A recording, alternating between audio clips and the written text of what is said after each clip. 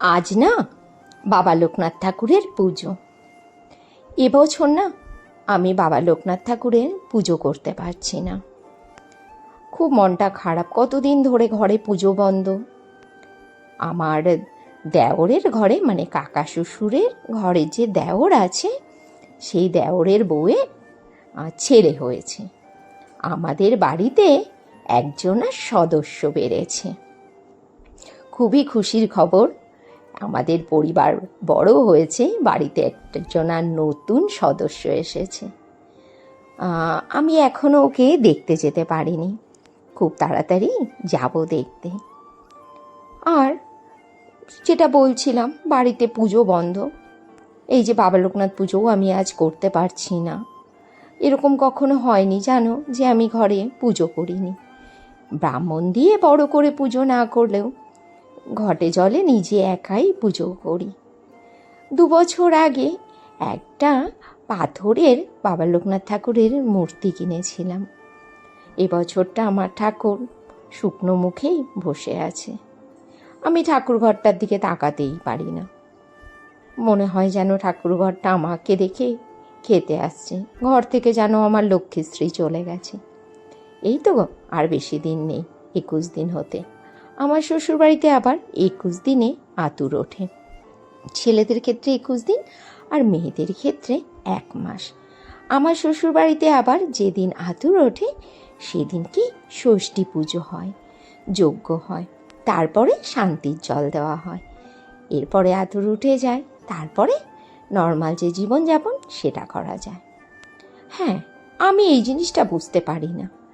বাড়িতে একজন নতুন সদস্য এসেছে, এটা তো খুবই খুশির খবর। তাই বলে ঘরে পুজো কেন বন্ধ করা হবে? তখন তো ঠাকুরকে ধন্যবাদ জানানোর জন্য আরও বেশি করে ঠাকুরকে পুজো করতে হবে, তাই না? এই সমস্ত উল্টো উল্টো নিয়ম না আমার মাথায় ঢোকে না। কেউ মারা গেলে সে ব্যাপার আলাদা, সেটা দুঃখে কষ্টে তার জন্য আমরা নিরামিষ খাচ্ছি, কষ্ট সাধন করছি, এটা হতে পারে। কিন্তু আনন্দ ওষুজের ব্যাপারটা ঠিক আমার পছন্দ হয় না। যদি পারতাম তাহলে এই নিয়মটা আমি অবশ্যই পরিবর্তন করতাম। যাক, কিছু করার নেই। নদীর প্রতিকূলে তো আমাদের চলা সম্ভব নয়, নদী নয় আর কি, স্রোতের প্রতিকূল চলা তো সম্ভব নয়। যেটা বংশ পরম্পরায় হয়ে এসেছে সেটা করতেই হবে। আর নইলে সমাজে টিকে থাকা যে বড় দুষ্কর।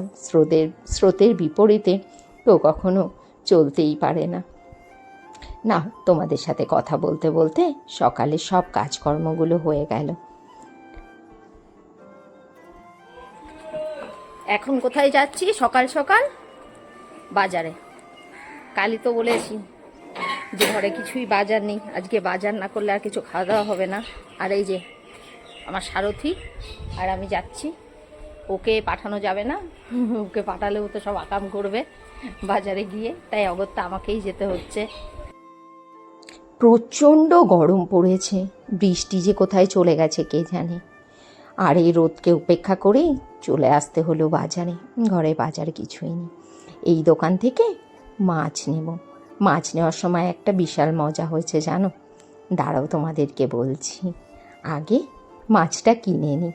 নাও, বাজার টাজার করে বাড়ি চলে এসেছি। আলু, পেঁয়াজ, আদা, রসুন নিয়েছি এই ব্যাগের মধ্যে। এখানে নিয়েছি কচুরগাঁটি, পটল, ভেন্ডি, টমেটো, কাঁচকলা, নিয়েছি আমড়া, কাঁচা লঙ্কা, আর নিয়েছি কচুরগাঁটি, আর নিয়েছি এখানে ডাঁটা। আর কচুরলতিটা ফ্রিজেই কেটে রেখে দিয়েছিলাম, মাসি কেটে দিয়েছিল, ফ্রিজ থেকে বার করে নিয়েছি, রান্না করব আজকে। আর মাছের যে গল্প বলছিলাম, আরে কিনেছি আমি বাটা মাছ। আর এই কাতলা মাছটা প্রথমে আমি ওজন করিয়েছিলাম, কিন্তু অনেকটা ওজন হয়ে যাচ্ছে বলে আমি বললাম নেব হচ্ছে আমি বাটা মাছ। এইবার বাটা মাছটাও ওজন করিয়ে পাশে গেছি ডাঁটা কিনতে। মাছওয়ালা দাদাটা বুঝতে পারেনি, উনি কী করেছে, কাতলা মাছটাকে কেটে পেটে সাইজ করে রেখে দিয়েছে। বলছে আমি তো ভাবলাম আপনি 2 রকমেরই মাছ নেবেন। নাও, আর কিছু করার নেই। 800 গ্রাম কাতলা আমাকে কিনে নিয়ে আসতে হয়েছে। যাক, জ্যান্ত কাতলা, খারাপ না। আর জানো, মাছের তেলটা ফ্রি দিয়ে দিয়েছে এর সাথে। অনেক দিন ধরেই ছোট ছোট করে মাছের তেলের বড়া খেতে ইচ্ছে করছিল মুচমুচে করে। আজ ভাবলাম মাছের তেলের বড়াই ভেজে নিই। 3টে উনুনে ঝটপট করে রান্নাটা করে নিচ্ছি। বাজার থেকে এসে সব কিছু গুছিয়ে গাছিয়ে তারপরে রান্নায় ঢুকতে অনেকটা লেট হয়ে গেছে। এর বেশি এই গরমে আর কিছু করে উঠতে পারছি না। মাছগুলো ওখানে ভেজে নিচ্ছি। ডাঁটা আলু দিয়ে করব কাতলা মাছের ঝোল। গরমে না বেশি মশলাযুক্ত খাবার খেতে ভালো লাগে না, একটু হালকা মাছের ঝোলই রান্না করছি। এখন বাজে দুপুর 2:05 আর এখন লাঞ্চ করব। আজকে লাঞ্চ মেনুতে রয়েছে ভাত আর মাছের তেলের বড়া, আর রয়েছে জ্যান্ত কাতলা, যেটা আলু ডাঁটা দিয়ে করেছি।